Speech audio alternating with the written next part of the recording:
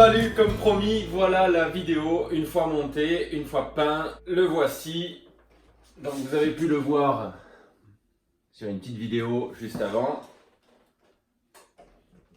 Et voilà, il est tout prêt. C'était au montage un régal, je m'attendais pas à une notice aussi claire et je m'attendais pas à ce que ce soit entre guillemets aussi simple. C'est intuitif, n'ayez pas peur. Ça peut un peu refroidir les gens de se dire au pétard, mais je vais monter tout ça, moi j'y connais pas grand chose. Non, c'est pas dur, c'est pas dur.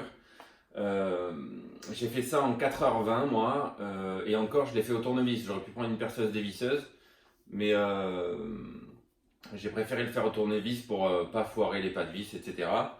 Il faut pas oublier de la glu, du frein filet pour les pièces métal contre métal.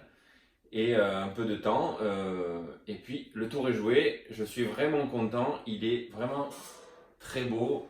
On va enlever la carreau et je vais vous montrer l'intérieur. Donc la carrosserie, en fait, avant que j'enlève, ce qui est fun aussi, c'est que le schnorkel est fourni, les rétros sont fournis, les petits réservoirs à essence sont fournis, il suffit de les assembler. La calandre, donc on peut la peindre, moi je l'ai peinte, je sais pas si on voit bien là, mais elle est peinte tonquesse, donc c'est un gris métallisé foncé. On peut aussi peindre les coquilles de pont. Moi je laisse noir pour l'instant. À voir dans le futur, c'est tout comme les jantes. On peut peindre ou juste le moyeu ou toute la jante. Pour l'instant je laisse comme ça, on verra. J'ai été surpris par ses capacités de franchissement. Je ne m'attendais pas à ça. Donc vraiment très bon achat. On va l'ouvrir et on va voir ce qu'il y a dans le ventre. Alors à savoir que moi, j'ai rajouté le variateur. Hop, on va la mettre là pour ne pas la casser. J'ai rajouté le variateur, le récepteur radio, bon la lipo ça bien sûr, et le cerveau de direction. Petit clin d'œil à Mathieu. Et voilà. Tadam! Donc là, il est fourni. Donc là, c'est encore une fois, comme je disais, qu'est-ce qui est en métal ou en alu? Alors là, on a des tirants en acier. On a, pardon, on a les arbres de transmission en acier aussi. Donc ça, c'est vraiment bien. Là, on a tout ce qui concerne la direction en acier, la pignonnerie acier. Et je me suis rendu compte, et je ne l'ai pas fait, donc je ne vais pas pouvoir le certifier à 100%. Mais j'ai bien l'impression qu'on peut monter. Là, les différentiels, les deux sont bloqués. Ce qui veut dire que quand je fais ça, tout tourne. Pour faire un peu plus calme, ou pour faire comme le TRX4, on peut débloquer un pont en insérant dans les différentiels, en fait dans le diff, dans le boîtier du diff, on met un bloc d'alu, ce qui va bloquer le différentiel. Si on enlève ce bloc d'alu et qu'on met les satellites et planétaires du BXRS1 ou du DB8SL, ça va vous débloquer le diff. Donc du coup, vous pouvez débloquer le diff avant et laisser l'arrière bloqué. Comme par exemple, je sais pas, j'avais un Patrol GR, j'avais que le bloc arrière. Ben, ça fait un peu plus calme, ce qui fait que l'avant il va patiner. Sur des vidéos, ça peut faire sympa. Après, c'est au choix de chacun. On peut débloquer les deux et bloquer les deux, donc en remettant les carrés d'origine. Encore une fois, j'ai pas essayé, donc je certifie pas ça à 100%, mais il faudrait que j'essaye parce que ça peut être fun. Donc voilà pour ce qui est des diffs. Qu'est-ce que... Ah oui, alors pour la radio, moi j'ai pris une Futaba 3 PV. Hop. La Futaba 3 PV, 3 voix. Pourquoi? Parce qu'il faut une voix pour l'accélérateur, une voix pour la direction et une voix pour les longues et les courtes. Donc on a un petit cerveau ici qui va faire la sélection des vitesses longues et des vitesses courtes. Donc il faut prévoir une radio 3 voix. Une 2 voix, ça, vous ne pourrez pas bénéficier des longues et des courtes. Donc à prévoir aussi. Après il faudra régler la course du cerveau, du petit cerveau qui est là au milieu. Décidément. Ici, on a un petit cerveau qui va actionner sur ce bras là et qui va sélectionner court et long. J'ai essayé en 2S longue, il va vite. Alors moi qui roulais sur un Axial STX10 qui avait que les courtes et les paumes loquées, ça fait très bizarre un crawler qui va vite.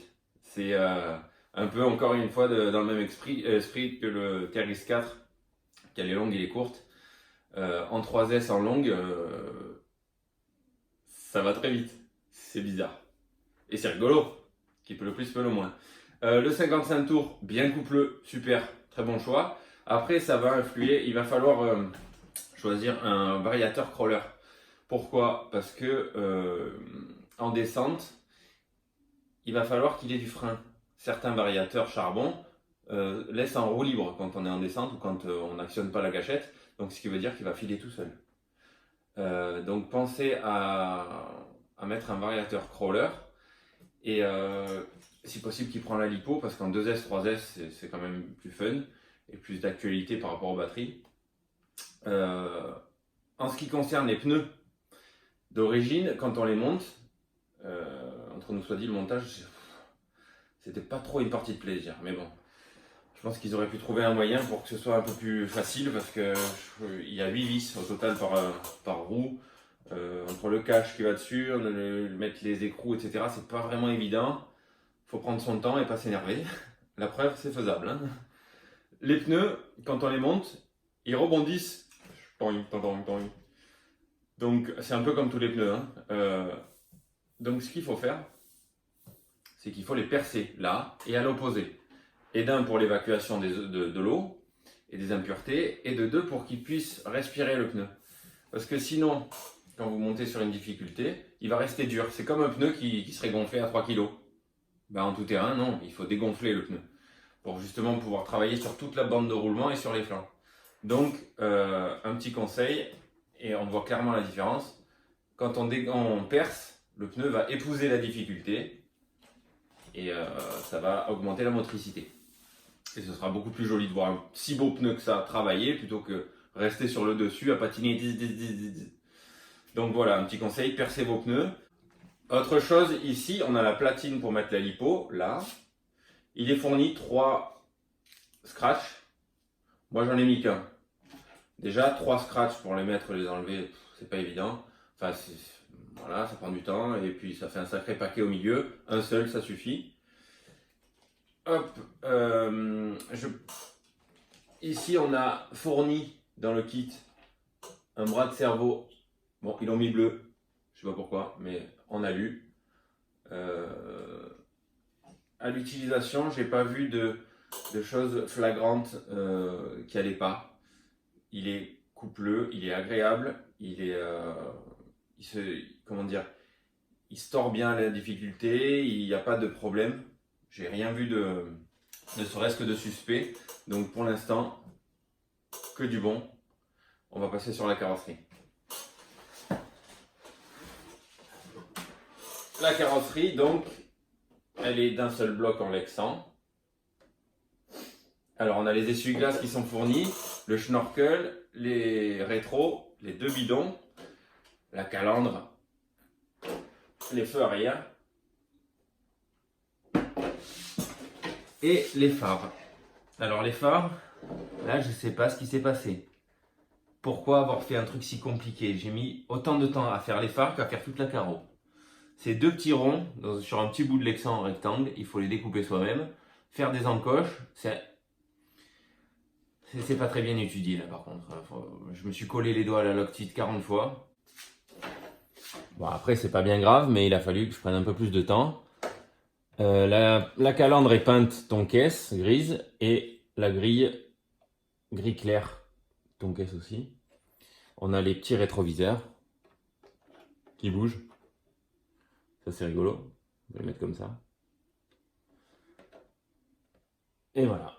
Donc on a la planche d'autocollant qui est fournie avec, mais moi je ne vais pas le recouvrir d'autocollant, je vais plutôt m'exciter avec l'imprimante 3D, à lui faire une galerie, à lui faire plein de trucs. Vous verrez ça. En tout cas, vraiment satisfait, que ce soit au montage, à l'utilisation. Ben écoutez, voilà mon petit retour, il est vraiment, vraiment fun. Voilà, donc n'hésitez pas surtout à ce prix-là, 259,90 €, on a le kit Il suffit de rajouter un combo crawler, un combo charbon, ça coûte pas grand chose. Franchement, sur internet, on en trouve vraiment pas cher du tout. Par contre, pensez à la radio 3 voies. Bon, là, moi, j'ai pris celle-là parce qu'elle me sert aussi en astro sur la X-Ray. Et on peut mettre beaucoup de modèles dedans, ça c'est bien, juste je change le récepteur. Mais pensez à une radio 3 voies, c'est indispensable pour pouvoir bénéficier des longues et des courtes. À moins que vous veuillez rester en courte et du coup vous gardez une radio 2 voies et le cerveau de sélection de boîte longue et courte, vous le laissez en courte. Du coup, mais c'est couillon parce que vous ne pourrez pas profiter de cette option qui est vraiment sympa. Voilà. Bon, écoutez les gars, je vais vous laisser et je vais aller rouler parce que j'ai des potes qui attendent. Donc à la prochaine pour une nouvelle vidéo. Il y en a une qui arrive très prochainement, donc restez à l'écoute. Abonnez-vous, partagez, envoyez par la poste, faites tout ce qu'il faut. Allez, bye.